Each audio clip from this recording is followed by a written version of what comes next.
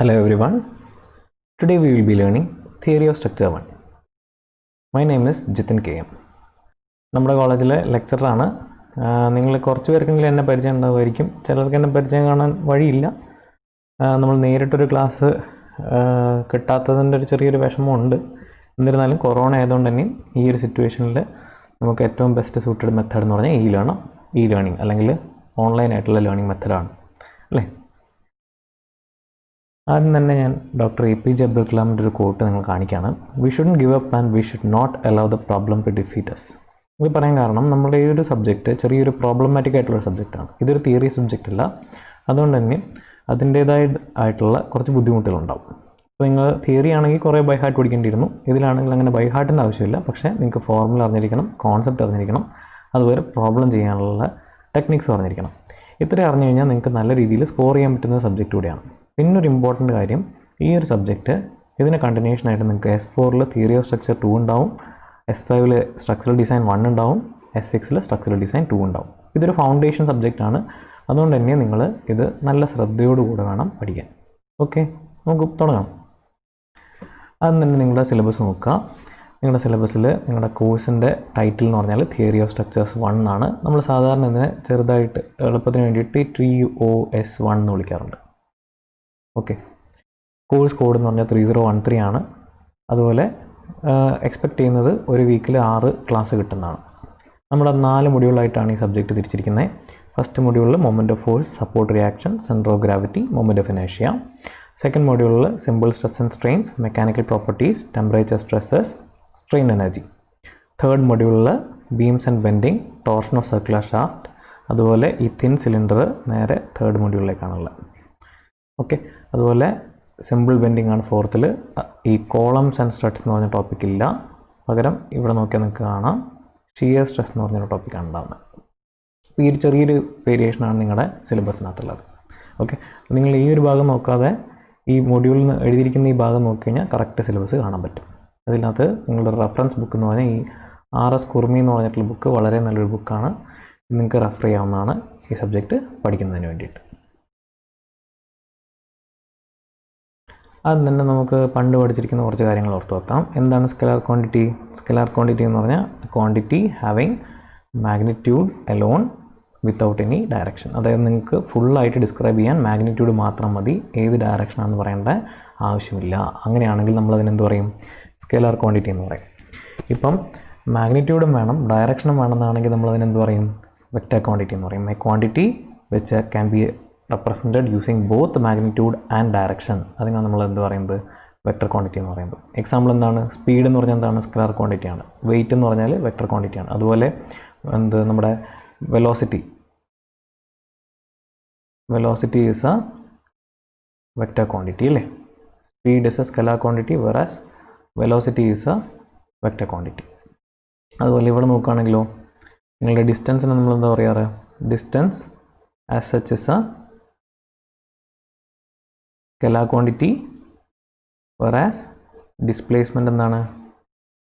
Displacement is a vector quantity ആണല്ലോ. ഈ ഒരു കേസ് നോക്കിക്കഴിഞ്ഞാൽ A B C എന്ന് പറഞ്ഞ് 3 പോയിൻ്റ് ഉണ്ടായിരുന്നെങ്കിൽ A മുതൽ B വരെ, B മുതൽ C വരെ ഡിസ്റ്റൻസ് എത്രയാണ്? 300 + 400 700 ആണ്. പക്ഷേ A to C ഡിസ്പ്ലേസ്മെൻ്റ് ആണെങ്കിലോ, ഇതാണ് നിങ്ങളുടെ ഷോർട്ടസ്റ്റ് റൂട്ട് വരുന്നത്. അതുകൊണ്ട് തന്നെ ഇതായിരിക്കും നിങ്ങളുടെ ഇവിടുത്തെ ഡിസ്പ്ലേസ്മെൻ്റ് എന്ന് പറയുമ്പോഴത്തേക്കും A to C. ഓക്കെ അല്ലേ. നമുക്ക് മെക്കാനിക്സിലേക്ക് നീങ്ങാം. ആദ്യം തന്നെ എഞ്ചിനീയറിംഗ് മെക്കാനിക്സ് എന്ന് പറഞ്ഞാൽ നമ്മളുടെ ഈ മെക്കാനിക്സിനെ എഞ്ചിനീയറിംഗ് പ്രോബ്ലംസിലേക്ക് അപ്ലൈ ചെയ്യുന്നതിനാണ് എഞ്ചിനീയറിംഗ് മെക്കാനിക്സ് എന്ന് പറയുന്നത്. Engineering mechanics is applied in the case of buildings, design of ബിൽഡിങ്സിനകത്ത്, ഡിസൈൻ ഓഫ് ബ്രിഡ്ജസിനകത്ത്, നിങ്ങളുടെ എയർപ്ലെയിൻ്റെ മൂവ്മെൻറ്റിൻ്റെ സ്പെസിഫിക്കേഷൻ അല്ലെങ്കിൽ എയർപ്ലെയിൻ മൂവ്മെൻറ്റിനെ എക്സ്പ്ലെയിൻ ചെയ്യാൻ അല്ലെങ്കിൽ ഡിസൈൻ ചെയ്യാൻ, റോബോട്ടിൻ്റെ മൂവ്മെൻറ്റിന്, ഫാക്ടറീസിൻ്റെ അസംബ്ലി ലൈനിൽ കൺസ്ട്രക്ഷൻസിൻ്റെയും അല്ലെങ്കിൽ അസംബ്ലി ലൈനിൽ ഇപ്പം ഒരു കാറിൻ്റെ മാനുഫാക്ചർ ചെയ്യുമ്പം ഒരു പോയിൻറ്റിൽ നിന്ന് അടുത്ത പോയിൻറ്റിലേക്ക് മൂവ് ചെയ്യാൻ വേണ്ടിയിട്ടുള്ളത്, കാറിൻ്റെ മൂവ്മെൻറ്റ്, ഓട്ടോമൊബൈൽസിൻ്റെ മൂവ്മെൻറ്റ്, ഇതെല്ലാം എന്തിലാണ് വരുന്നത്? എഞ്ചിനീയറിംഗ് മെക്കാനിക്സിനകത്താണ് വരുന്നത്. നമുക്ക് ഡെഫിനേഷൻ ഓഫ് മെക്കാനിക്സ് ആദ്യം നോക്കിയാലോ. ആദ്യം തന്നെ ഇതിൻ്റെ കാരണക്കാരനായിട്ടുള്ള ആൾ ആരാണ്? ഐസക് ന്യൂട്ടനാണ്. നമ്മൾ ഇടയ്ക്കിടയ്ക്ക് അദ്ദേഹത്തെ കുറ്റം പറയുന്നതാണല്ലേ. പക്ഷേ ആളില്ലായിരുന്നെങ്കിൽ എന്തുണ്ടാവില്ല? നമുക്ക് കയ്യിൽ മൊബൈൽ ഫോൺ ഉണ്ടാവില്ല. അതാണ് അതിൻ്റെ സത്യം. അപ്പോൾ അതുകൊണ്ട് തന്നെയും mechanics is the branch of science which deals with study of physical state of bodies at rest and in motion under the action of forces. അപ്പോൾ എന്താണ്? It is a branch of science which deals with study of physical state of bodies at rest in motion under the action of force. ഇത്ര ഓർത്താൽ മതി. At റെസ്റ്റിലിരിക്കുന്ന body അല്ലെങ്കിൽ മോഷനിലിരിക്കുന്ന body under the action of force. അതിനാണ് നമ്മൾ എന്ത് പറയുന്നത്? മെക്കാനിക്സ് എന്ന് പറയുന്നത്. ഈ മെക്കാനിക്സ് അറിഞ്ഞിരിക്കേണ്ട കാര്യം എന്തുകൊണ്ടാണ്? ഓക്കെ, ഇപ്പോൾ ഒരു കാർ നിർത്തിയിട്ടിരിക്കുകയാണ്. അതിന് മുകളിൽ ഏതൊക്കെ ഫോഴ്സ് ആക്ട് ചെയ്യുന്നുണ്ടാവും? ഒന്ന് അതിൻ്റെ വെയിറ്റ് താഴോട്ട് ആക്ട് ചെയ്യുന്നുണ്ടാവും, അതുപോലെ അതിൻ്റെ നോർമൽ റിയാക്ഷൻ, വീലിൽ കൂടെ നോർമൽ റിയാക്ഷൻ മുകളിലോട്ട് ആക്ട് ചെയ്യുന്നുണ്ടാവും. ഇതാണ് ഉണ്ടാവാറല്ലേ? ഇനി ഒരു കാർ നീങ്ങുകയാണെങ്കിലോ, മുന്നോട്ട് നീങ്ങിക്കൊണ്ടിരിക്കുമ്പം അതിനൊരു ഡ്രൈവിംഗ് ഫോഴ്സ് ഉണ്ടാവും, അതുപോലെ അതിന് ഒരു എയർ റെസിസ്റ്റൻസ് ഉണ്ടാവും. താഴെയാണെങ്കിൽ ഗ്രൗണ്ടിൽ കൂടെ നിങ്ങൾക്കൊരു ഫ്രിക്ഷണൽ റെസിസ്റ്റൻസ് ഉണ്ടാവും. പിന്നെ നിങ്ങളുടെ വെയിറ്റും നോർമൽ റിയാക്ഷൻ ആക്ട് ചെയ്യുന്നുണ്ടാവും. ഇപ്പോൾ ഇത്രയും കാര്യങ്ങൾ ബാലൻസ് ചെയ്തുകൊണ്ടും ഈ ഡ്രൈവിംഗ് ഫോഴ്സ് കുറച്ച് അധികം ഉണ്ടായാൽ മാത്രമേ എന്ത് പറ്റുള്ളൂ? വണ്ടി മുന്നോട്ട് നീങ്ങി തുടങ്ങുള്ളൂ. അല്ലെങ്കിൽ നിങ്ങൾക്ക് കംപ്ലീറ്റ് ആയിട്ട് മുന്നോട്ട് നീങ്ങണമെന്നുണ്ടെങ്കിൽ എന്ത് വേണം? ഈ ഡ്രൈവിംഗ് ഫോഴ്സ് ആയിരിക്കണം അധികം ഉണ്ടാവേണ്ടത്. അപ്പോൾ ഇതെല്ലാം അറിഞ്ഞിരുന്നാൽ മാത്രമല്ലേ നമുക്ക് ഈ വണ്ടി ഓടിക്കാൻ പറ്റുള്ളൂ. വണ്ടി ഓടിക്കാൻ പറ്റണമെന്നല്ല, ഈ വണ്ടി നീങ്ങണമെന്നുണ്ടെങ്കിൽ എന്തൊക്കെ ആയിരിക്കണം? ഈ കണ്ടീഷൻസ് എല്ലാം സാറ്റിസ്ഫൈ ആവണം അല്ലേ? So mechanics is basically dealing with the forces. നമ്മൾ മെക്കാനിക്സിൻ്റെ ക്ലാസിഫിക്കേഷൻ നോക്കിക്കഴിഞ്ഞാൽ മെക്കാനിക്സിനെ ബ്രോഡായിട്ട് ക്ലാസിഫൈ ചെയ്യുന്നത് mechanics of rigid bodies, mechanics of deformable bodies and mechanics of fluids എന്നാണ്. ഇനി ഇതിൽ തന്നെയും മെക്കാനിക്സ് ഓഫ് റിജിഡ് ബോഡീസിനെ സ്റ്റാറ്റിക്സ് എന്നും ഡൈനാമിക്സ് എന്നും തിരിക്കും. ഡൈനാമിക്സിനെ കൈനമാറ്റിക്സ് എന്നും കൈനറ്റിക്സ് എന്നും. ഇതിൻ്റെ ക്ലാസിഫിക്കേഷൻ നമുക്കൊന്ന് ഡീറ്റെയിൽ ആയിട്ട് നോക്കാം. ഇവിടെ നോക്കി നിങ്ങൾ മെക്കാനിക്സ് എന്ന് പറഞ്ഞാൽ നമ്മൾ ആദ്യം ഡെഫിനേഷനിൽ പറഞ്ഞിട്ടുണ്ടായിരുന്നു അല്ലേ? ഡെഫിനേഷനിൽ എന്താ പറഞ്ഞത്? Physical state of body at rest or in motion under the action of forces എന്നാണ് മെക്കാനിക്സ് പറഞ്ഞത്. അപ്പം ബോഡി അറ്റ് റെസ്റ്റും ബോഡി ഇൻ മോഷനും രണ്ടും വരുന്നതാണ് എന്ത്? നമ്മളുടെ മെക്കാനിക്സ് എന്ന് പറഞ്ഞാൽ. ഇനി റെസ്റ്റിലിരിക്കുന്ന ബോഡീനെ പറ്റി മാത്രമാണ് നോക്കുന്നതെങ്കിൽ അതിനെ നമ്മൾ എന്ത് പറയും? സ്റ്റാറ്റിക്സ് എന്ന് പറയും. സ്റ്റാറ്റിക് എന്ന് പറഞ്ഞാൽ എന്താണ്? അനങ്ങാതിരിക്കുന്നു എന്നുള്ള പോലെയാണ് അല്ലേ? അപ്പം ബോഡി അറ്റ് റെസ്റ്റിനെ ആണെങ്കിൽ നമ്മളതിനെ സ്റ്റാറ്റിക്സ് എന്ന് പറയും. ബോഡി ഇൻ മോഷൻ ആണെങ്കിലോ? ബോഡി ഇൻ മോഷൻ ആണെങ്കിൽ നമ്മളതിനെ ഡൈനാമിക്സ് എന്ന് പറയും. ഡൈനാമിക് എന്ന് പറഞ്ഞാൽ എന്താണ്? ഒരു ഡൈനാമിക് ആയിട്ടുള്ള ഒരു പേഴ്സൺ ആണെന്നൊക്കെ പറയുന്നത് എന്താണ് അതിൻ്റെ അർത്ഥം? ആളിങ്ങനെ ഓടി നടന്ന് ചാടി നടന്ന് കളിക്കുന്നതിനൊക്കെയാണ് അല്ലേ? അപ്പോൾ അതുകൊണ്ട് തന്നെയും ബോഡി ഇൻ മോഷൻ ആണെങ്കിൽ നമ്മളതിനെന്ത് പറയും? ഡൈനാമിക്സ് എന്ന് പറയും. ഈ ഡൈനാമിക്സിനെ നമുക്ക് എന്ത് ചെയ്യാം? ക്ലാസിഫൈ ചെയ്യാം. Kinematics, kinetics. കൈനമാറ്റിക്സ് എന്ന് പറഞ്ഞാൽ എന്താണ്? If the forces are not considered then it is kinematics. Force consider ചെയ്തിട്ടാണെങ്കിൽ എന്ത് പറയും? കൈനറ്റിക്സ് എന്ന് പറയും. ഈ ഡൈനാമിക്സിൻ്റെ ക്ലാസിഫിക്കേഷനാണ് kinematics and kinetics. Kinematics force consider ചെയ്യുന്നില്ല, കൈനറ്റിക്സിൻ്റെ അകത്ത് എന്ത് ചെയ്യാണ്? ഫോഴ്സ് കൺസിഡർ ചെയ്യണം. നമ്മൾ സ്റ്റാറ്റിക്സ് എന്താണെന്ന് പറഞ്ഞിട്ടുണ്ട് അല്ലേ? അറ്റ് റെസ്റ്റിലാണെങ്കിലാണ് സ്റ്റാറ്റിക്സ്. സ്റ്റാറ്റിക്സിൻ്റെ എക്സാമ്പിൾ ഒന്ന് നോക്കി. ഒരു ബ്രിഡ്ജൊക്കെ ഉണ്ടായെന്ന് വെച്ച് കഴിഞ്ഞാൽ അതിൻ്റെ മുകളിൽ ആക്ട് ചെയ്യുന്ന ഫോഴ്സ്, ഇപ്പം ഇവിടെ ഇതിനെന്തെങ്കിലും അനക്കമുണ്ടോ? ഇല്ല. ഇതിൻ്റെ മുകളിൽ ആക്ട് ചെയ്യുന്ന ഫോഴ്സിനെല്ലാം ബാലൻസ് ചെയ്യുന്നത് എന്താണ്? ഇതിൻ്റെ റിയാക്ഷൻസ് ഒക്കെ ആയിട്ടാണ് അല്ലേ? അപ്പോൾ ഇവിടെ സ്റ്റേറ്റ് ഓഫ് റെസ്റ്റിലാണ് ഈ ബിൽഡിംഗ് അല്ലെങ്കിൽ ഈ ഒരു ബ്രിഡ്ജ് ഉള്ളത്. അപ്പോൾ അതിന് മുകളിൽ ആക്ട് ചെയ്യുന്ന ഫോഴ്സിനെല്ലാം നമ്മൾ പഠിക്കുകയാണെങ്കിൽ അതിനെന്ത് പറയും? സ്റ്റാറ്റിക്സ് എന്ന് പറയും. ഇപ്പം മൂവ് ചെയ്തുകൊണ്ടിരിക്കുന്ന ഒരു കേസ്, ഇപ്പം നമ്മളുടെ ഒരു ഇൻറ്റേർണൽ കമ്പഷൻ എഞ്ചിൻ നമ്മുടെ വണ്ടിക്കകത്തൊക്കെയുള്ള എഞ്ചിൻ പോലത്തൊക്കെ ആണെങ്കിൽ അതിനെന്ത് പറയും? ഡൈനാമിക്സ് എന്ന് പറയും. ഓക്കെ, അപ്പോൾ ഇതാണ് ബേസിക് ആയിട്ടൊരു ക്ലാസിഫിക്കേഷൻ. അപ്പോൾ ഫോഴ്സിന് മെയിനായിട്ട് നിങ്ങൾ ഓർത്തിരിക്കേണ്ടത്, ഒരു ഫോഴ്സ് ആക്ട് ചെയ്യുമ്പം 3 കാര്യങ്ങളാണ് ശ്രദ്ധിക്കേണ്ടത്. Point of application, direction and magnitude. ഈ 3 കാര്യങ്ങളാണ് നമ്മൾ ബേസിക്കലി ക്യാരക്ടറിസ്റ്റിക്സ് ഓഫ് ഫോഴ്സ് എന്ന് പറയുന്നത്. അപ്പോൾ ഫോഴ്സിനെ നമുക്ക് സിമ്പിളായിട്ട് പറയുകയാണെങ്കിൽ ഇങ്ങനെ പറയാം: action of one body on the other. അതായത് ഒരു പുഷായിട്ടോ അല്ലെങ്കിൽ ഒരു പുള്ളായിട്ടോ ഒരു ബോഡി വേറൊരു ബോഡിയുടെ മുകളിൽ അപ്ലൈ ചെയ്യുന്നൊരു ആക്ഷൻ, അതിനെയാണ് എന്ത് പറയുന്നത്? ഫോഴ്സ് എന്ന് പറയുന്നത്. അപ്പോൾ ഇതിന് മെയിനായിട്ടുള്ള ക്യാരക്ടറിസ്റ്റിക്സ് എന്താണ്? Point of application, direction, magnitude. ഇതിന് ഡീറ്റെയിൽ ആയിട്ട് നമുക്ക് നോക്കി നോക്കാം. Magnitude, point of application, direction, കൂടെ ഒരു ലൈൻ ഓഫ് ആക്ഷൻ കൂടെ പറയുന്നുണ്ട്. അപ്പോൾ ബെസ്റ്റായിട്ട് നമുക്കൊരു എക്സാമ്പിൾ എടുക്കാം. ഒരു ചെറിയൊരു മരക്കഷ്ണമുണ്ട് ഇവിടെ. ഓക്കെ, ഒരു മരക്കഷ്ണമാണ് ഇത് കേട്ടോ. ഇതിന് മുകളിൽ നമ്മൾ എന്ത് ചെയ്യാണ്? ഒരു ആണി അടിക്കാൻ നോക്കുകയാണ്. അപ്പോൾ ഒരു ആണി ഇവിടെ വെച്ചു, ഒരു ഹാമർ എടുത്ത് അടിച്ചുകൊണ്ടിരിക്കുകയാണ്. അപ്പോൾ അടിക്കുന്ന സമയത്ത് നമ്മളിപ്പം ഈ ആണിയുടെ എക്സാക്റ്റ് സെൻറ്ററിലല്ലേ അടിക്കാൻ നോക്കുക എപ്പോഴും? ഇല്ലെങ്കിൽ എന്ത് പറ്റും? ആണിയുടെ സൈഡിൽ അടിച്ചു കഴിഞ്ഞാൽ ആണി ചെരിഞ്ഞിട്ടാണ് കയറുക അല്ലേ? അപ്പോൾ അതുകൊണ്ട് തന്നെയും ആണിയുടെ എക്സാക്റ്റ് സെൻറ്ററിൽ അടിക്കാൻ നോക്കുകയല്ലേ ചെയ്യുക. അപ്പോൾ ഈ പോയിൻറ്റിനെയാണ് നമ്മൾ എന്ത് പറയുന്നത്? പോയിൻ്റ് ഓഫ് അപ്ലിക്കേഷൻ എന്ന് പറയുന്നത്. പിന്നെ ഈ നമ്മൾ അപ്ലൈ ചെയ്യുന്ന ഫോഴ്സ്, അതായത് ഹാമർ നല്ല ശക്തിയിലല്ലേ അടിക്കുന്നതിനകത്ത്, ഈ അപ്ലൈ ചെയ്യുന്ന നമ്മൾ റൊട്ടേറ്റ് ചെയ്ത് ഈ അടിക്കുന്നതിനെയാണ് നമ്മൾ എന്ത് പറയുന്നത്, മാഗ്നിറ്റ്യൂഡ് എന്ന് പറയുന്നത്. അതാണ് നമ്മളുടെ മാഗ്നിറ്റ്യൂഡ്. ഈ പോയിൻ്റാണ് നമ്മളുടെ പോയിൻ്റ് ഓഫ് അപ്ലിക്കേഷൻ. ഡയറക്ഷൻ എങ്ങോട്ടാണ്, നമ്മൾ അപ്ലൈ ചെയ്യുന്നത് താഴോട്ടാണല്ലേ, അപ്പോൾ അതാണ് നമ്മുടെ ഡയറക്ഷൻ. ഇനി ലൈൻ ഓഫ് ആക്ഷൻ എന്തായിരിക്കും, ഈ ഹാമറിൻ്റെ സെൻറ്ററും നമ്മുടെ നെയിലിൻ്റെ സെൻറ്ററും നമ്മൾ എവിടെയാണോ അടിക്കാൻ പോകുന്നത് അതും എല്ലാം ഒരേ ലൈനിലല്ലേ ഉണ്ടാവുന്നത്, അതിനെയാണ് നമ്മൾ ലൈൻ ഓഫ് ആക്ഷൻ എന്ന് പറയുന്നത്. അപ്പം ഇത്രയും കാര്യങ്ങളാണ് നമ്മളെന്ത് നോക്കേണ്ടത്, ഒരു ക്യാരക്ടറിസ്റ്റിക്സ് ഓഫ് ഫോഴ്സ് എന്ന് പറയുമ്പം ശ്രദ്ധിക്കേണ്ടത്. ക്യാരക്ടറിസ്റ്റിക്സ് ഓഫ് ഫോഴ്സ് എന്ന് പറഞ്ഞാൽ മെയിനായിട്ട് എന്താണ്, it is the magnitude, point of application and the direction. കൂടെ നമുക്ക് എക്സ്പ്ലെയിൻ ചെയ്യാൻ വേണ്ടിയിട്ട് എന്തും പറയാം, ലൈൻ ഓഫ് ആക്ഷൻ കൂടെ പറയാം. ഓക്കെ, ഇതൊക്കെയാണ് നമ്മളുടെ ക്യാരക്ടറിസ്റ്റിക്സ് ഓഫ് ഫോഴ്സ്. ഈ സ്റ്റാർ മാർക്ക് ചെയ്തിരിക്കുന്നത് നിങ്ങൾ ശ്രദ്ധിക്കുക. ഇതിങ്ങനത്തെ എല്ലാം എക്സാമിന് ചോദിക്കുന്ന കാര്യങ്ങളാണ് ഞാനിങ്ങനെ സ്റ്റാർ മാർക്ക് ചെയ്തിട്ടുണ്ടാവുക. ഇനിയിപ്പോൾ നമ്മുടെ വിരാട് കോഹ്ലി ഇപ്പോൾ ഒരു 6 അടിക്കുന്ന സമയത്ത് നമുക്ക് ഷോൺ ടേറ്റൊക്കെ വന്നൊരു ബോൾ എറിഞ്ഞുകൊണ്ടിരിക്കുകയാണ്, നല്ല സ്പീഡിൽ വന്ന ബോളാണ്. പക്ഷേ വിരാട് കോഹ്ലി അടിക്കുമ്പോഴത്തേക്കും എന്താ പറ്റുന്നത്, ഈ ബാറ്റിൽ എവിടെയാണോ കൊള്ളുന്നത് അതാണ് നമ്മുടെ പോയിൻ്റ് ഓഫ് അപ്ലിക്കേഷൻ. ബാറ്റിൻ്റെ സ്വിങ് ആണ് ഇവിടെ ഉണ്ടാകുന്ന മാഗ്നിറ്റ്യൂഡ് ഓഫ് ഫോഴ്സ്. ഈ പോയിന്റിൽ ഹിറ്റ് ചെയ്യുന്ന സമയത്ത് ഇതിലേക്ക് ബോളിലേക്ക് ട്രാൻസ്ഫർ ചെയ്യുന്നത്, അതാണ് നമ്മുടെ മാഗ്നിറ്റ്യൂഡ് ഓഫ് ഫോഴ്സ്.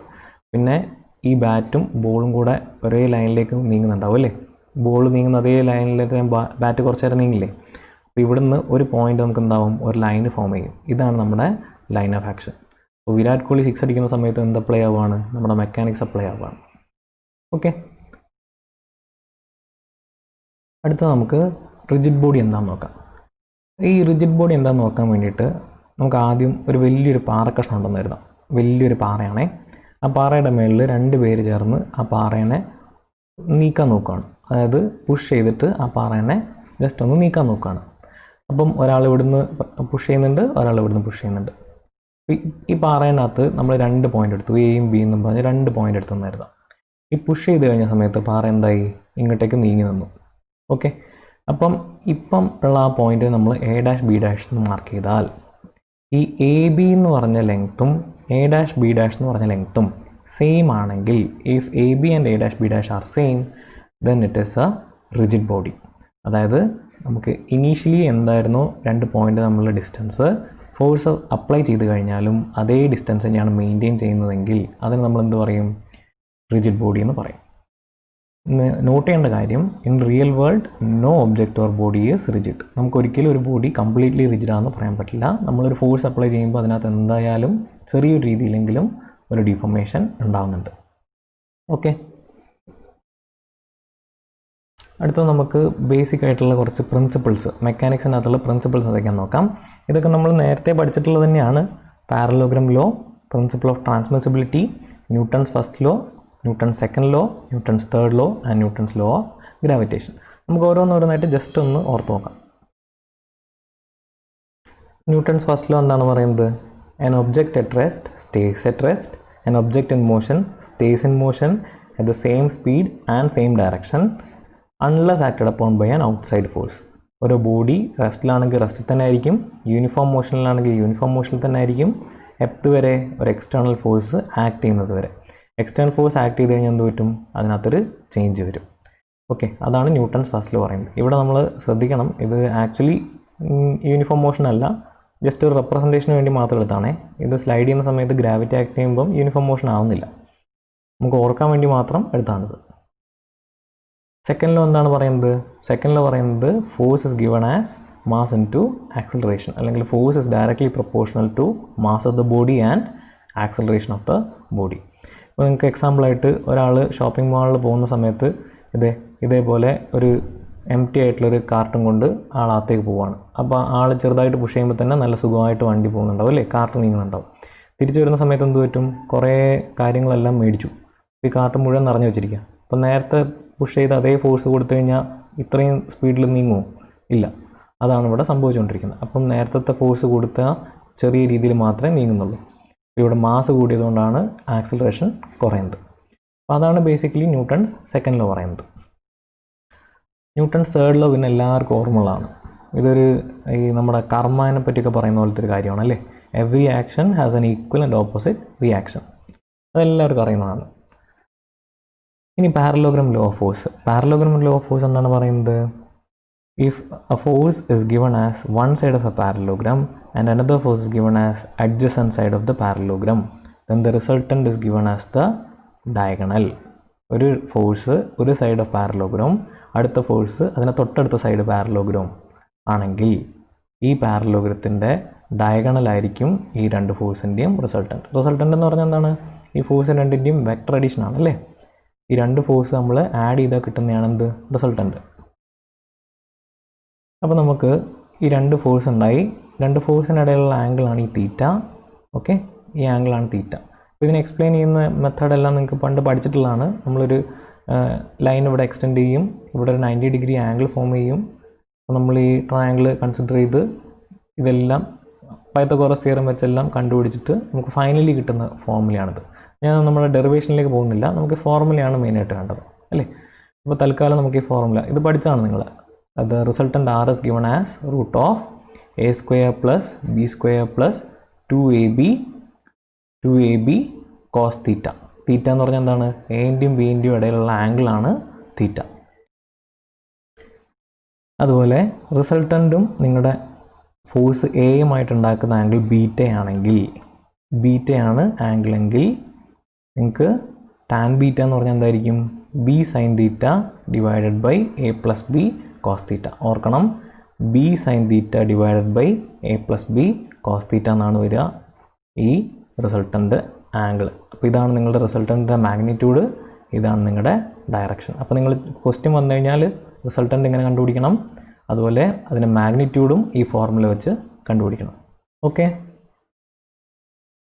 അടുത്തതാണ് principle of transmissibility. Principle of transmissibility എന്ന് പറഞ്ഞാൽ വേറെ ഒന്നുമല്ല, നിങ്ങളിപ്പം ഒരു ബോഡിയുടെ മേളിൽ ഇവിടെയാണ് ഫോഴ്സ് അപ്ലൈ ചെയ്യുന്നതെങ്കിൽ നമുക്ക് ഈ ഫോഴ്സിനെ ഇവിടെ അപ്ലൈ ചെയ്യുന്നതായിട്ടും ഇവിടെ അപ്ലൈ ചെയ്യുന്നതായിട്ടും ഇവിടെ അപ്ലൈ ചെയ്യുന്നതായിട്ടും ഏതെങ്കിലും ഒരു പോയിന്റ് മാറിയാണ് നിൽക്കുന്നത് എന്നുള്ള രീതിയിൽ നിങ്ങൾക്ക് അസ്യൂം ചെയ്യാൻ പറ്റും. അതായത് ഈ ഒരു ലൈൻ ഓഫ് ആക്ഷനിൽ എവിടെ വേണമെങ്കിലും ഈ ഫോഴ്സ് ആക്ട് ചെയ്യുന്നതായിട്ട് നിങ്ങൾക്ക് സങ്കല്പിക്കാൻ പറ്റും. ഇതിനെയാണ് നമ്മൾ പ്രിൻസിപ്പിൾ ഓഫ് ട്രാൻസ്മിസിബിലിറ്റി എന്ന് പറയുന്നത്. അതായത് if we concern only about the external resultant effect on the rigid body, we can slide the force along its line of action. നമുക്കതിൻ്റെ ലൈൻ ഓഫ് ആക്ഷനിൽ കൂടെ നിങ്ങൾക്ക് ഈ ഫോഴ്സിനെ മാറ്റി ആലോചിക്കാൻ പറ്റും. ഈ ഫോഴ്സ് ഇവിടെയാണ് ആക്ട് ചെയ്യുന്നതെന്ന് സങ്കല്പിക്കുന്നതിന് പകരം ഈ ഫോഴ്സ് ഇവിടെയാണ്, ഇങ്ങനെയാണ് ആക്ട് ചെയ്യുന്നതെന്ന് നിങ്ങൾക്ക് എന്ത് ചെയ്യാൻ പറ്റും? വിചാരിക്കാൻ പറ്റും. ഈ ഫോഴ്സ് ഇവിടുത്തതിന് പകരം ഇവിടെയാണെന്ന് ആലോചിക്കാം. ഇതിനാണ് നമ്മൾ പ്രിൻസിപ്പിൾ ഓഫ് ട്രാൻസ്മിസിബിലിറ്റി എന്ന് പറയുന്നത്. ന്യൂട്ടൺസ് ലോ ഓഫ് ഗ്രാവിറ്റേഷൻ എന്താണ്? ന്യൂട്ടൺ പണ്ട് ഈ ആപ്പിൾ മരത്തിൻ്റെ താഴെ ഇരുന്നപ്പം തലയിൽ ആപ്പിൾ വീണ് ഗ്രാവിറ്റിയുടെ ലോ ഉണ്ടാക്കിയതെല്ലാം നമ്മൾ പഠിച്ചിട്ടുള്ളതാണല്ലേ. ന്യൂട്ടൺസ് ലോ ഓഫ് ഗ്രാവിറ്റേഷൻ എന്താ പറയുന്നത്? രണ്ട് മാസ് M1 M2 തമ്മിൽ ഒരു ഗ്രാവിറ്റേഷണൽ ഫോഴ്സ് ആക്ട് ചെയ്യുന്നത് എങ്ങനെയാണ്?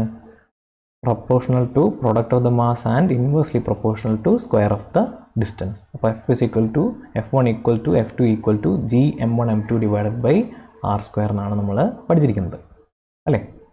അപ്പോൾ ഇത് വെച്ചിട്ട് തന്നെ നമുക്ക് ഫൈനലി കിട്ടിയ, നമുക്ക് റിഡ്യൂസ് ചെയ്തിട്ട് ആക്സലറേഷൻ ഡ്യൂ ടു ഗ്രാവിറ്റി ജീൻ്റെ ഫോർമുലയും നമ്മൾ കണ്ടുപിടിച്ചിട്ടുണ്ടായിരുന്നു. നമുക്കിനി യൂണിറ്റ്സ് ഒക്കെ നോക്കാം. മാസിൻ്റെ യൂണിറ്റ് എന്താണ്? നമ്മൾ SI യൂണിറ്റ് മാസിന് കിലോഗ്രാം എന്നാണ്, ലെങ്ത്തിന് മീറ്റർ എന്നാണ്, ടൈം സെക്കൻഡ് ആണ്, ഫോഴ്സ് ന്യൂട്ടൺ ആണ്. ഒരു ന്യൂട്ടൺ എന്ന് പറഞ്ഞാൽ എന്താണ്? Newton is the force required to give a mass of 1 kg and acceleration of 1 meter per second square. ഒരു കിലോഗ്രാം മാസിന് 1 meter per second square acceleration കിട്ടാൻ വേണ്ടി എത്ര ഫോഴ്സ് അപ്ലൈ ചെയ്യണം എന്നുള്ളതിനെയാണ് നമ്മൾ എന്ത് പറയുന്നത്? ഒരു ന്യൂട്ടൺ എന്ന് പറയുന്നത്. ഒരു ന്യൂട്ടൺ എന്ന് പറഞ്ഞാൽ എന്തായിരിക്കും? അപ്പം 1 kilogram meter per second square ആണ്. അതുപോലെ നമുക്കറിയാം വെയിറ്റ് എന്ന് പറഞ്ഞാൽ എന്താണ്? mg എന്നാണ് നമ്മൾ വെയിറ്റിനെ കാണാറ് അല്ലേ. ഫോഴ്സിന് MA, വെയിറ്റ് mg. ഇനി നിങ്ങൾ ഈ പ്രിഫിക്സും സിമ്പിളും ഒന്ന് ഓർത്ത് വെക്കുക. പ്രിഫിക്സും സിമ്പിളും ഓർത്ത് വെക്കുക എന്ന് വെച്ച് കഴിഞ്ഞാൽ 10⁹ ഫാക്ടർ വെച്ചാണ് നമ്മൾ മൾട്ടിപ്ലൈ ചെയ്യുന്നതെങ്കിൽ അതിന് ഗിഗ അല്ലെങ്കിൽ G ആണ് അതിൻ്റെ സിമ്പിൾ. 10⁻⁶ ആണെങ്കിൽ മെഗാ അല്ലെങ്കിൽ M, 10⁻³ കിലോ അല്ലെങ്കിൽ K. ഓക്കെ, 10⁻⁴ നമുക്കൊന്നും വേണ്ട ആവശ്യമില്ല. 10⁻³ മില്ലി, അതായത് സ്മോൾ m, 10⁻�6 മൈക്രോ, മ്യൂ എന്നുള്ള സിമ്പിൾ, 10⁻⁹ നാനോ, സിമ്പിൾ എന്ന് പറഞ്ഞാൽ സ്മോൾ n. ഓക്കെ, ഈ ഗിഗ, മെഗാ, കിലോ ഒക്കെ നിങ്ങൾക്ക് ഓർത്തെടുക്കാൻ എളുപ്പമാണ്. കാരണം വെച്ച് കഴിഞ്ഞാൽ ഈ കിലോ എപ്പോഴായിരുന്നു നമ്മൾ 2G സ്പീഡ് എടുത്തുകൊണ്ടിരുന്നപ്പോൾ എപ്പോഴും കിലോ ബൈറ്റ്, KB എന്നായിരുന്നു പറയാറ്. 3G ആയപ്പോൾ എന്തായി? MB എന്നായി. അപ്പോൾ 4G ആയപ്പോഴത്തേക്ക് എന്തായി? ദിവസം GB കണക്കായി അല്ലേ. ആ ഒരു കാര്യം ഓർത്താൽ നിങ്ങൾക്ക് പെട്ടെന്ന് ഈ ഒരു വേരിയേഷൻ ഓർമ്മ വരും.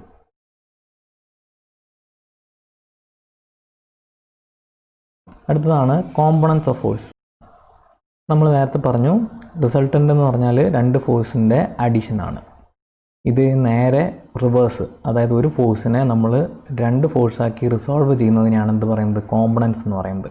ഇപ്പോൾ ഈ ഫോഴ്സ് ഇവിടെ ആക്ട് ചെയ്യാണ്, ഇത് നിങ്ങളുടെ എക്സ് ആക്സിസുമായിട്ട് ഉണ്ടാക്കുന്ന ആംഗിൾ തീറ്റയാണെങ്കിൽ നിങ്ങളുടെ ഈ ഫോഴ്സിനെ നിങ്ങൾക്ക് എന്ത് ചെയ്യാം, എക്സ് ഡയറക്ഷനിലൊരു ഫോഴ്സായിട്ടും വൈ ഡയറക്ഷനിലൊരു ഫോഴ്സായിട്ടും ഇതിനെന്ത് ചെയ്യാൻ പറ്റും, you can resolve this force അല്ലേ.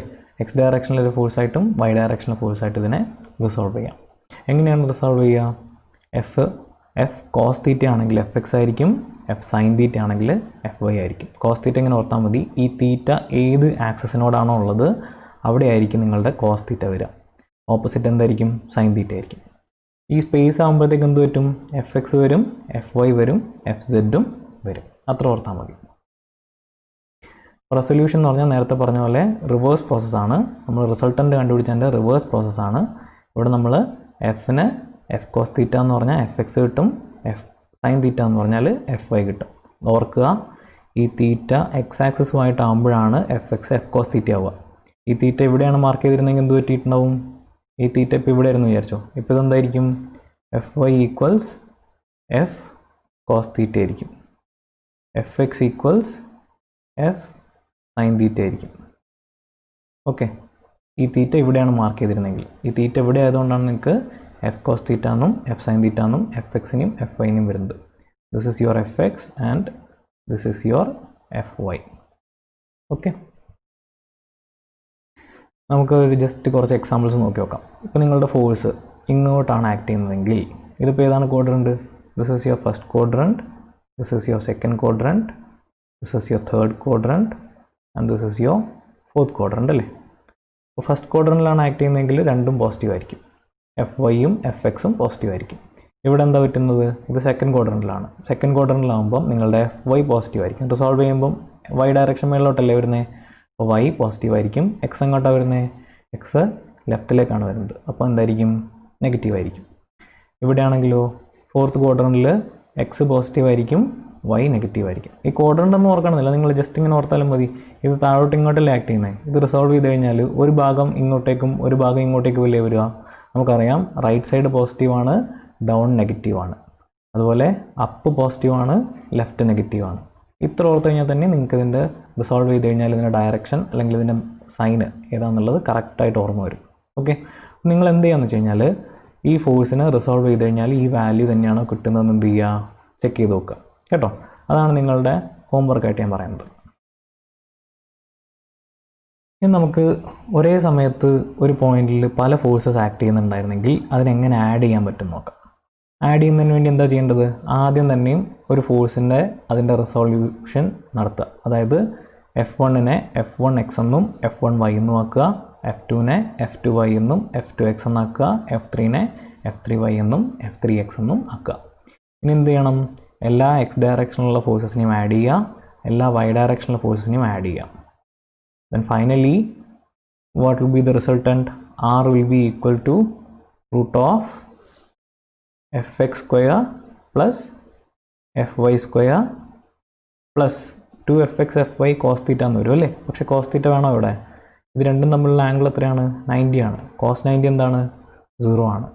അതുകൊണ്ട് തന്നെയും resultant will be root of fx square plus fy square. അതുപോലെ tan theta എന്തായിരിക്കും, അല്ലെങ്കിൽ tan ബീറ്റ എന്തായിരിക്കും നിങ്ങളുടെ ഇപ്പം ഇവിടെ ഉണ്ടാകുന്ന ആംഗിൾ. ഇപ്പം നിങ്ങൾക്ക് റിസൾട്ടൻ്റ് ഇതാണ് എഫ് എക്സ് എഫ് വൈ. റിസൾട്ടൻറ്റും എഫ് എക്സും ആയിട്ട് ഉണ്ടാക്കുന്ന ആംഗിൾ ബീറ്റ ആണെങ്കിൽ നിങ്ങളുടെ ടാൻ ബീറ്റ എന്തായിരിക്കും, tan beta will be F Y divided by F X. അപ്പം ഇതാണ് നമ്മുടെ steps.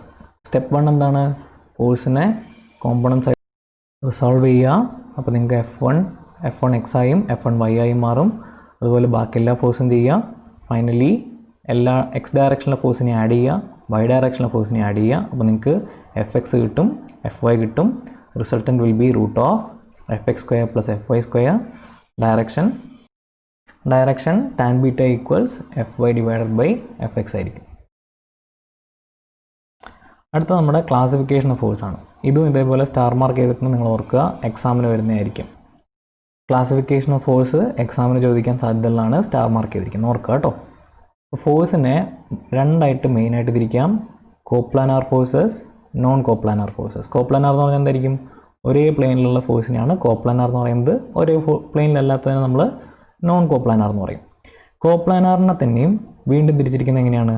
Collinear, concurrent, parallel, non concurrent.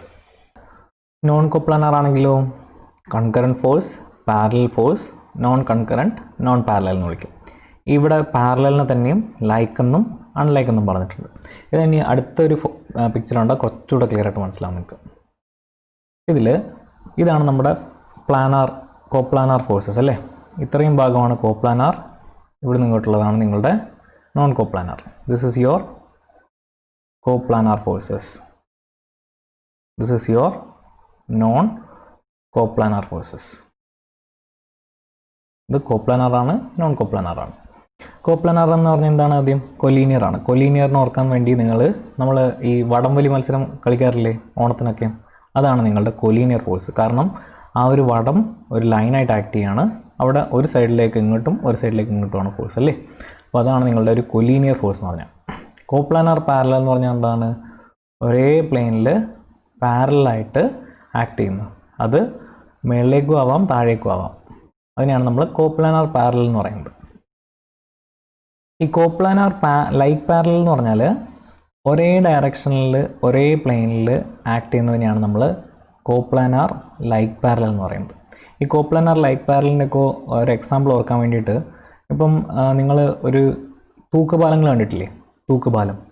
തൂക്കുപാലത്തിൻ്റെ എല്ലാം ഒരു സൈഡിൽ, തൂക്കുപാലം എന്ന് പറയുമ്പോഴത്തേക്ക് എങ്ങനെയാണ് ഉണ്ടാവുക? ഇങ്ങനെ ത്രെഡ് വെച്ച് കെട്ടിയിരിക്കുന്ന പോലെ ആയിരിക്കും ഉണ്ടാവുക അല്ലേ. അപ്പോൾ ഇതെല്ലാം എങ്ങനെയാണ് ആക്ട് ചെയ്യുന്നത്? ഈ പാലത്തിനെ ടെൻഷനിൽ വലിച്ച് പിടിച്ചു വെച്ചിരിക്കുകയാണ്. ഇതെല്ലാം എന്താണ്? കോപ്ലാനാർ ലൈക്ക് പാരലായിട്ടാണ് ആക്ട് ചെയ്യുന്നത്. കോപ്ലാനാർ കൺകറൻറ്റ് എന്ന് പറഞ്ഞാലോ ഒരേ പോയിന്റിൽ നിന്ന് ഒരേ പോയിന്റിലേക്ക് പല ഡയറക്ഷനിൽ നിന്ന് ഫോഴ്സ് ആക്ട് ചെയ്യുന്നതിനെയാണ് നമ്മൾ എന്ത് പറയുന്നത്? കോപ്ലാനാർ കൺകറൻറ്റ് എന്ന് പറയുന്നത്. ഇത് ഒരേ പ്ലെയിനിലായിരിക്കും, പക്ഷേ എന്താവില്ല? പാരലാവില്ല. എല്ലാം ഒരേ പോയിന്റിലേക്കാണ് ഫോക്കസ് ചെയ്യുന്നത്. ഇതിനാണ് നമ്മൾ കോപ്ലാനാർ കൺകറൻറ്റ് എന്ന് പറയുന്നത്. കോപ്ലാനാർ നോൺ കൺകറൻറ്റ് എന്ന് പറഞ്ഞാൽ ഒരേ പ്ലെയിൻ ആയിരിക്കും, പക്ഷേ പല ഡയറക്ഷനിലേക്കായിരിക്കും. ഒരു പോയിന്റിലേക്കൊന്നും അല്ല ഉണ്ടാവുക, പല ഡയറക്ഷനിലേക്കായിരിക്കും. ഇതാണ് കോപ്ലാനാർ നോൺ കൺകറൻറ്റ്. അപ്പോൾ ഒന്നുകൂടെ ഓർക്കാം, കോപ്ലാനാർ എന്ന് പറഞ്ഞാൽ ഒരേ പ്ലെയിനിലുള്ള ഫോഴ്സാണ്. അതിൽ തന്നെയും കൊലീനിയർ എന്ന് പറഞ്ഞാൽ ഒരേ ലൈനിലുള്ള ഫോഴ്സാണ്. കോപ്ലാനാർ പാരലൽ എന്ന് പറഞ്ഞാൽ പാരലലായിരിക്കും, അത് മുകളിലേക്കും ആവാം താഴേക്കും ആവാം. ഇതിനെ അൺലൈക്ക് പാരലാണ്. കോപ്ലാനാർ അൺലൈക്ക് പാരലാണ്. സെയിം ആണെങ്കിലാണ് നമ്മൾ ലൈക്ക് എന്ന് പറയുക. അതായത് ഒരേ ഡയറക്ഷനിലേക്കാണെങ്കിൽ നമ്മളതിനെ കോപ്ലാനാർ ലൈക്ക് പാരൽ എന്ന് പറയും. ഇതുപോലെയാണെങ്കിൽ ഇതിനെ കോപ്ലാനാർ അൺലൈക്ക് പാരൽ എന്ന് പറയും. ഇനി ഒരേ പോയിന്റിലേക്കാണ് ആക്ട് ചെയ്യുന്നതെങ്കിലോ കോപ്ലാനാർ കൺകറൻറ്റ് എന്ന് പറയും. കോപ്ലാനാർ നോൺ കൺകറൻറ്റ് എന്ന് പറഞ്ഞാൽ എന്തായിരിക്കും? ഒരേ പ്ലെയിൻ ആയിരിക്കും, പക്ഷേ പല പല പോയിന്റിലേക്ക് പല പല ഡയറക്ഷൻ ആയിരിക്കും. ഇനി നോൺ കോപ്ലാനാർ ആണെങ്കിലോ non coplanar parallel. Non coplanar parallel എന്ന് പറയുമ്പോൾ നമ്മൾ തൂക്കുപാലത്തിൻ്റെ കേസ് പറഞ്ഞല്ലേ. തൂക്കുപാലത്തിൻ്റെ കേസിൽ നമ്മൾ ഒരു ഡയറക്ഷൻ മാത്രമല്ലേ ഇപ്പോൾ പറഞ്ഞേ, ഒരു സൈഡിനെ പറ്റി മാത്രമാണ് പറഞ്ഞത്. ഇതേപോലെ അപ്പുറത്തെ സൈഡിലും ഇങ്ങനെ കെട്ടി വെച്ചിട്ടുണ്ടാവില്ലേ അല്ലേ? രണ്ട് സൈഡിലും ഇങ്ങനെ കെട്ടി വെച്ചിട്ടുണ്ടാവില്ലേ? അപ്പോൾ ഇതെന്തായി? ഇപ്പോൾ നിങ്ങളുടെ നോൺ കോപ്ലാനാർ പക്ഷേ പാരലൽ ഫോഴ്സായി. രണ്ടും വേറെ വേറെ പ്ലെയിൻ അല്ലേ. അപ്പോൾ നോൺ കോപ്ലാനാർ പാരലലാണിത്. Non coplanar concurrent. ഈ ഒരു ഫിഗർ കണ്ടാൽ തന്നെ നിങ്ങൾക്ക് ഇത് ഓർക്കാൻ പറ്റും. കാരണം എന്താണ്? നിങ്ങൾ കഴിഞ്ഞ സെമസ്റ്ററിലെല്ലാം തിയോഡലൈറ്റ് പഠിച്ചിട്ടുണ്ടായി, അല്ലെങ്കിൽ നിങ്ങൾ ഒരു സർവേയിങ് എക്യുപ്മെൻറ്റ്സ് എല്ലാം പഠിക്കുമ്പം ലെവലിങ്ങിൻ്റെ ഒക്കെ എക്യുപ്മെൻറ്റ് കണ്ടിട്ടുണ്ടായിരുന്നല്ലേ. അതിനെല്ലാം താഴെ എന്തുണ്ടാവും? ഒരു ട്രൈപോഡ് ഉണ്ടാവും. അല്ലെങ്കിൽ നിങ്ങളുടെ ക്യാമറ തന്നെയും, ക്യാമറയ്ക്ക് വേണ്ടി ഒരു സ്റ്റാൻഡ് വെക്കില്ലേ, അതെങ്ങനെയാണ് ഉണ്ടാവുക? ഒരേ പോയിന്റിലേക്ക് പല ഡയറക്ഷനിൽ നിന്ന് ഫോഴ്സ് ഫോക്കസ് ചെയ്യുകയാണ്. പല പല പ്ലെയിൻ അല്ലേ ഉള്ളത്. ഇതൊരു പ്ലെയിനാണ്, ഇതൊരു പ്ലെയിനാണ്, ഇതൊരു പ്ലെയിനാണ്, ഇതൊരു പ്ലെയിനാണ്. 4 ഡിഫറെൻറ്റ് പ്ലെയിനിൽ നിന്ന് പക്ഷേ ഫോക്കസ് ചെയ്യുന്ന എവിടേക്കാണ്? ഒരു സിംഗിൾ പോയിന്റിലേക്കാണ്. ഒരു സിംഗിൾ പോയിന്റിലേക്ക് ഫോക്കസ് ചെയ്തുകൊണ്ട് തന്നെയും അതെന്തായിരിക്കും? കൺകറൻ്റ് ആയിരിക്കും. ഡിഫറെൻറ്റ് പ്ലെയിൻ ആയതുകൊണ്ട് ഇതെന്തായിരിക്കും? നോൺ കോപ്ലാനാർ ആയിരിക്കും. അപ്പോൾ നോൺ കോപ്ലാനാർ കൺകറൻറ്റിന് നിങ്ങൾ എന്ത് ഓർത്താൽ മതി? നിങ്ങളുടെ ക്യാമറയുടെയോ അല്ലെങ്കിൽ സർവേയിങ് എക്യുപ്മെൻറ്റ്സിൻ്റെയൊക്കെ ട്രൈപോഡ് ഓർത്താൽ മതി, നിങ്ങളുടെ സ്റ്റാൻഡ് ഓർത്താൽ മതി. അപ്പോൾ നിങ്ങൾക്ക് എന്ത് ചെയ്യാം? ഈ നോൺ കോപ്ലാനാർ കൺകറൻറ്റ് ഫോഴ്സ് ഓർക്കാൻ പറ്റും. പിന്നെ നോൺ കോപ്ലാനാർ നോൺ കൺകറൻറ്റ് എന്ന് പറഞ്ഞാൽ എന്താണ്? ഒരു ജനറൽ ടൈപ്പ് ഓഫ് ഫോഴ്സ്. അതായത് ഒരു ബോഡി ഉണ്ടെങ്കിൽ അതിനകത്ത് പല ഡയറക്ഷനിൽ നിന്ന് ആക്ട് ചെയ്യുന്ന ഫോഴ്സിനെയൊക്കെ നമ്മൾ എന്ത് പറയും? Non coplanar non concurrent force എന്ന് പറയും. ഓക്കെ, അപ്പോൾ ഇതാണ് നിങ്ങളുടെ different types of forces. Classification of forces ആണ് ഈ പറഞ്ഞിരിക്കുന്നതെല്ലാം. ഓക്കെ, നേരത്തെ നമ്മൾ പറഞ്ഞ എക്സാമ്പിളാണ് ഇതുപോലെ. ട്രസ്സിൻ്റെ മേലൊക്കെ ആകുമ്പം ഒരു പോയിന്റിൽ ഇവിടെ ആക്ട് ചെയ്യാണ്, പല പല പോയിന്റിലേക്ക് മാറുകയാണ്. ഇതെന്താണ്, ഒരു പ്ലെയിനിലാണ് ആക്ട് ചെയ്യുന്നത്, ഒരു പോയിന്റിലേക്കാണ് ആക്ട് ചെയ്യുന്നത്. അപ്പോൾ എന്തായി, ഒരു പ്ലെയിനിലായതുകൊണ്ട് തന്നെയും കോപ്ലാനറായി, ഒരു പോയിന്റിലേക്ക് ആയതുകൊണ്ട് തന്നെയും കൺകറൻ്റായി. കൊലീനിയർ ഫോഴ്സ് നമ്മൾ നേരത്തെ പറഞ്ഞ കേസ് ഏതാണ്, ടഗ് ഓഫ് വാർ അല്ലെങ്കിൽ വടംവലി. ഒരേ പോയിന്റിൽ നിന്ന് അങ്ങോട്ടും ഇങ്ങോട്ടും വലിച്ചുകൊണ്ടിരിക്കുകയാണല്ലേ. അപ്പോൾ ഒരു ലൈനായിട്ട് ആക്ട് ചെയ്യില്ലേ, അപ്പോൾ എന്തായി, കൊലീനിയർ ഫോഴ്സായി. നോൺ കൺകറൻറ്റ് കോപ്ലാനാർ, നമ്മൾ നേരത്തെ പറഞ്ഞ പോലത്തെ ബ്രിഡ്ജ്, തൂക്കുപാലം അല്ലെങ്കിൽ ഇതേപോലത്തെ നിങ്ങളുടെ സസ്പെൻഷൻ ബ്രിഡ്ജെല്ലാം എന്താണ് ആക്ട് ചെയ്യുന്നത്, ഈ രീതിയിലാണ് ആക്ട് ചെയ്യുന്നത്. Concurrent non coplanar. ഇതൊരു ട്രെയിനിൻ്റെ ഷേപ്പൊക്കെ വരുന്ന സമയത്ത് നിങ്ങൾക്ക് എന്തുണ്ടാവുന്നുണ്ട്, കൺകറൻ്റ് ആയിട്ടാണ് വരുന്നത്, പക്ഷേ ഒരേ പ്ലെയിനിലല്ല ആക്ട് ചെയ്യുന്നത്. ഇതിനെക്കാട്ടി നല്ല എക്സാമ്പിൾ നമ്മുടെ ട്രൈപ്പോഡാണ് അല്ലേ. നിങ്ങൾക്ക് നമ്മുടെ ട്രൈപ്പോഡ് ഓർത്താൽ മതി. ട്രൈപ്പോഡ് ആകുമ്പോഴത്തേക്കും ഇവിടെയാണ് ഉണ്ടാവുക, നിങ്ങളുടെ പല പല പ്ലെയിനിൽ നിന്ന് ഒരേ പോയിന്റിലേക്കാണ് ഫോക്കസ് ചെയ്യുന്നുണ്ടാവുക. ഓക്കെ, ഇതാണ് നമ്മളുടെ ഡിഫറെൻറ്റ് ടൈപ്സ് ഓഫ് ഫോഴ്സസ്. അടുത്തൊരു ടോപ്പിക്കാണ് free body diagram. Free body diagram എന്ന് പറഞ്ഞാൽ എന്തായിരിക്കും, ഫ്രീ ബോഡി ഡയഗ്രാം എന്ന് പറഞ്ഞാൽ എന്തായിരിക്കും നോക്കാം. ഇതിപ്പോൾ എന്താണ്, ഒരു ജെറ്റിൻ്റെ പറന്നുകൊണ്ടിരിക്കുന്ന ഒരു ജെറ്റിൻ്റെ പിക്ചറാണ് അല്ലേ. ഈ ജെറ്റ് ഇങ്ങനെ പറക്കാൻ വേണ്ടിയിട്ട് ഇതിന് മുകളിൽ പല ഫോഴ്സസ് ആക്ട് ചെയ്യുന്നില്ലേ. ആ ഫോഴ്സസിനെല്ലാം നമ്മൾ മാർക്ക് ചെയ്യാമെന്നായിരുന്നു. എന്തൊക്കെയായിരിക്കും, ഒന്ന് ഇതിൻ്റെ മേലേക്ക് ഒരു ലിഫ്റ്റ് ഫോഴ്സ് ഉണ്ടാവും, താഴേക്ക് ഒരു വെയിറ്റ് ആക്ട് ചെയ്യുന്നുണ്ടാവും, പിന്നെ ഈ ഒരു എൻജിൻ്റെ ത്രസ്റ്റ് മുന്നോട്ടുണ്ടാവും, എയറിനെ കൊണ്ടുണ്ടാവുന്ന ഒരു ഡ്രാഗ് പിന്നോട്ടേക്കും ഉണ്ടാവും. ഇത്രയും കാര്യങ്ങളാണുള്ളത്. പക്ഷേ ഈ ഒരു കാര്യം മുഴുവൻ നമ്മൾ വരയ്ക്കാൻ വേണ്ടി ഈ പ്ലെയിൻ വരയ്ക്കേണ്ട ആവശ്യമുണ്ടോ, ഇല്ല. ഈ പ്ലെയിനിന് പകരം നമ്മൾ എന്ത് ചെയ്യാണ്, ഈ പ്ലെയിനിനെ ഇവിടെ ഒരു പോയിൻ്റായിട്ട് നമ്മൾ വിചാരിക്കുകയാണ്. എന്നിട്ട് ഇതിൽ ആക്ട് ചെയ്യുന്ന ഫോഴ്സിനെല്ലാം നമ്മൾ മാർക്ക് ചെയ്യുകയാണ്. ഇങ്ങനെ മാർക്ക് ചെയ്യുന്നതിനെയാണ് നമ്മൾ ഫ്രീ ബോഡി ഡയഗ്രാം മാർക്ക് ചെയ്യുന്നത്. ഇപ്പോൾ നമ്മളൊരു മനുഷ്യനെ വരയ്ക്കാൻ വേണ്ടി നമ്മൾ എളുപ്പത്തിന് എന്താ ചെയ്യാറ്, ഇങ്ങനെ വരച്ചിട്ടല്ലേ ചെയ്യുക അല്ലേ. ഇങ്ങനെയല്ലേ നമ്മളൊരു മനുഷ്യനെ പെട്ടെന്ന് വരച്ചിടാറ്, സ്റ്റിക്ക് ഫിഗർ എന്നെല്ലാം പറഞ്ഞിട്ട്. അതേപോലെ തന്നെയും ഈ പ്ലെയിൻ നമ്മൾ എന്ത് ചെയ്തു, ഇവിടെ ഒരു പോയിൻ്റായിട്ട് മാർക്ക് ചെയ്തിട്ട് അതിൽ ആക്ട് ചെയ്യുന്ന പല പല ഫോഴ്സിനെ മാർക്ക് ചെയ്തു. അതാണ് നമ്മൾ എന്ത് പറയുന്നത്, ഫ്രീ ബോഡി ഡയഗ്രാം എന്ന് പറയുന്നത്. അതായത് isolated body from the structure which shows all the forces and reaction forces acting on it.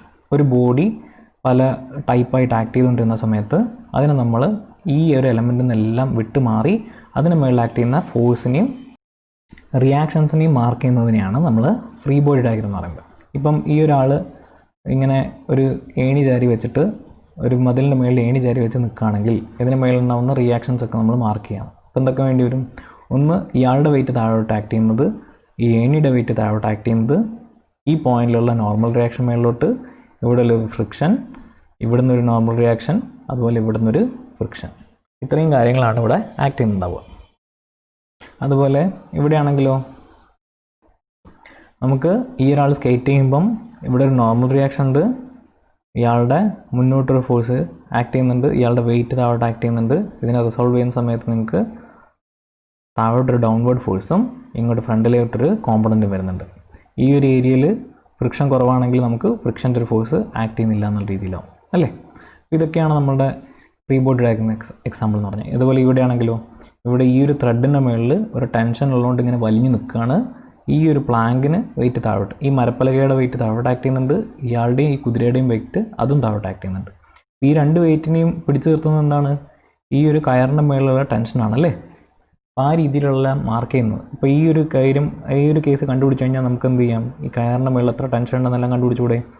ഈ പലകയുടെ വെയിറ്റ് അറിയാം, ആളുടെ വെയിറ്റ് അറിയാമെന്ന് വെച്ചാൽ ഇതിന് മുകളിലുണ്ടാകുന്ന ടെൻഷൻ, ഈ ഒരു ആംഗിളെല്ലാം അറിയാമെങ്കിൽ ഇതിന് മുകളിലുണ്ടാകുന്ന ടെൻഷൻ എത്ര നമ്മൾ കണ്ടുപിടിക്കാൻ പറ്റും അല്ലേ.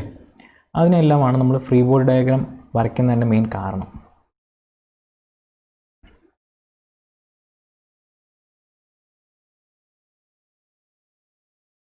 അടുത്തത് നമുക്ക് ഒരു എക്സാമ്പിൾ നോക്കി. ഇതാ, അതായത് find the tension in the string and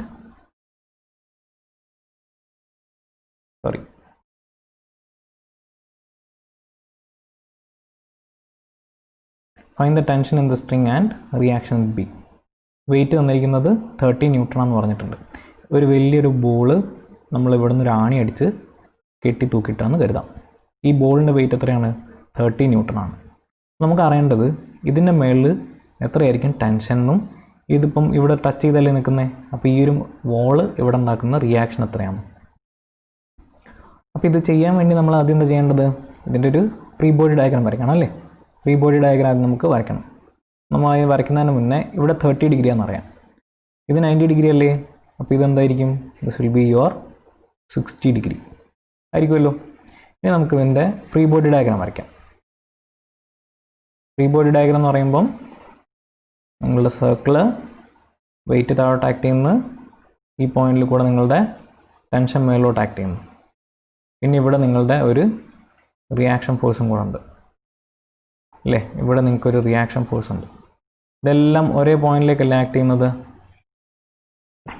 നമ്മൾ ഈ രീതിയിൽ ഫ്രീ ബോഡി ഡയഗ്രാം വരച്ചു. ഫ്രീ ബോഡി ഡയഗ്രാം വരച്ചപ്പോൾ നമുക്ക് എന്താ കിട്ടിയത്? ഇവിടെയുള്ള ടെൻഷൻ എത്രയാണെന്നുള്ളത് കണ്ടുപിടിക്കണം, ഇവിടുത്തെ റിയാക്ഷൻ എത്രയാണെന്ന് കണ്ടുപിടിക്കണം. എന്ത് ചെയ്താൽ മതി? ഈ ടെൻഷനെ നമ്മൾ റിസോൾവ് ചെയ്യുക. എങ്ങനെയാണ്? FXലും FYലുമായിട്ട് റിസോൾവ് ചെയ്യുക. നിങ്ങളുടെ TY എന്ന് വരും, ഇവിടെ നിങ്ങൾക്കൊരു TX വരും. ഇനി നിങ്ങൾക്ക് റിയാക്ഷനും TX ആഡ് ചെയ്തോ, അതുപോലെ വെയിറ്റ് താഴോട്ട് ആക്ട് ചെയ്യുന്നു, TYയും ആഡ് ചെയ്യാം. FXൻ്റെ ഫോഴ്സ് എല്ലാം ഇക്വേറ്റ് ചെയ്യുക, FYൻ്റെ ഫോഴ്സ് എല്ലാം ഇക്വേറ്റ് ചെയ്യുക.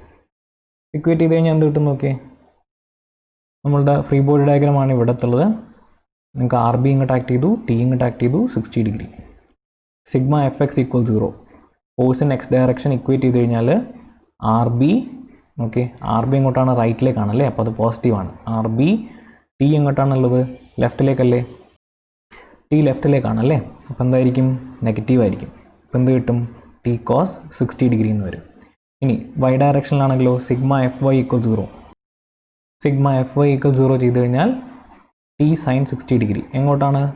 മേളിലേക്കാണല്ലേ. ഇതിൻ്റെ ഡയറക്ഷൻ എങ്ങോട്ട് ആക്ട് ചെയ്യുക? T sin 60 degree will be acting upwards. അപ്പോൾ TY എന്ന് പറഞ്ഞാൽ T sin 60 ഡിഗ്രി ആയിരിക്കും, TX എന്ന് പറഞ്ഞാൽ T cos 60 ഡിഗ്രി ആയിരിക്കും. അപ്പോൾ RB - T cos 60 degree = 0, T sin 60 degree - W = 0. രണ്ട് ഇക്വേഷൻ ആയില്ലേ? നമുക്ക് സോൾവ് ചെയ്യാൻ പറ്റില്ലേ? Wൻ്റെ വാല്യൂ എത്രയാണ്? 30 ആണെന്ന് തന്നിട്ടുണ്ടല്ലേ. നമ്മൾ സോൾവ് ചെയ്യുമ്പോഴേക്കും 34.64 എന്നും 17.32 എന്നും കിട്ടും. ഇത് നിങ്ങൾ എന്ത് ചെയ്യുക? നിങ്ങൾ ഒറ്റയ്ക്കൊന്ന് ചെയ്ത് നോക്കുക ഈ വാല്യൂസ്. ഓക്കെ, അത് കഴിഞ്ഞിട്ട് നിങ്ങൾക്ക് ഒരു ഹോംവർക്കായിട്ട് ഞാൻ ഒരു കേസും കൂടെ തരികയാണ്. ഹോംവർക്കായിട്ട് ഇതേ കേസ് തന്നെയും വിത്ത് W = 50 newton. Okay, W = 50 newton. What will be the tension? What will be reaction at B? ബാക്കി കേസെല്ലാം സെയിം തന്നെ, ജസ്റ്റ് ഈ വാല്യൂ മാത്രം 50 ന്യൂട്ടണായിട്ട് മാറ്റിയിട്ട് ചെയ്ത് നോക്കാം. അപ്പോൾ നമ്മൾ ഇന്ന് പഠിച്ചിരിക്കുന്ന കേസ് എല്ലാം ഒന്ന് സമ്മറൈസ് ചെയ്യാം. ആദ്യം നമ്മൾ ഡെഫിനേഷൻ ഓഫ് മെക്കാനിക്സ് എന്താണെന്ന് നോക്കി, ക്ലാസിഫിക്കേഷൻ ഓഫ് മെക്കാനിക്സ് നോക്കി, പ്രിൻസിപ്പിൾസ് ഇൻ മെക്കാനിക്സ് എന്തൊക്കെയാണ് പ്രിൻസിപ്പിൾസ് എന്ന് നോക്കി, എന്താണ് ഫോഴ്സ് എന്നും ഫോഴ്സിൻ്റെ ക്യാരക്ടറിസ്റ്റിക്സ് എന്താണെന്നും, റെസൊല്യൂഷൻ ഓഫ് ഫോഴ്സും, ഫ്രീ ബോഡി ഡയഗ്രാം, ഇത്രയാണ് നോക്കിയത് അല്ലേ? നിങ്ങൾക്ക് എല്ലാവർക്കും ഇത് മനസ്സിലായിട്ടുണ്ടാവുമെന്ന് വിചാരിക്കുകയാണ്. എന്തെങ്കിലും ഡൗട്ട് ഉണ്ടെന്ന് വെച്ച് കഴിഞ്ഞാൽ, ഇതുവരെ നിങ്ങൾക്ക് ഈ ടോപ്പിക്കിൽ എന്തെങ്കിലും ഡൗട്ട് ഉണ്ടെന്ന് വെച്ചാൽ എന്നെ നേരിട്ട് നിങ്ങൾക്ക് കോൺടാക്റ്റ് ചെയ്യാവുന്നതാണ്. ഓക്കെ, നിങ്ങളുടെ ഗ്രൂപ്പിൽ ഞാൻ ഉള്ളതാണ്, അതുകൊണ്ട് തന്നെ നിങ്ങൾക്ക് എന്തെങ്കിലും ഡൗട്ട് ഉണ്ടെങ്കിൽ എന്നെ നേരിട്ട് കോൺടാക്റ്റ് ചെയ്യാം. നിങ്ങൾ എന്ത് ചെയ്യുക? ഇന്നിപ്പോൾ പറഞ്ഞിരിക്കുന്ന ഈ ഒരു വീഡിയോ നന്നായിട്ടൊന്ന് കണ്ടു നോക്കുക. എന്തെങ്കിലും ഡൗട്ട് ഉണ്ടോ എന്നുള്ളത് ചെക്ക് ചെയ്യുക ആദ്യം. പിന്നെ ഞാൻ ഇപ്പോൾ തന്നിരിക്കുന്ന 1-2 ചെറിയ ഹോംവർക്ക്സ് ഇല്ലേ, അതെല്ലാം ഒന്ന് ചെയ്ത് നോക്കുക കേട്ടോ. Thank you.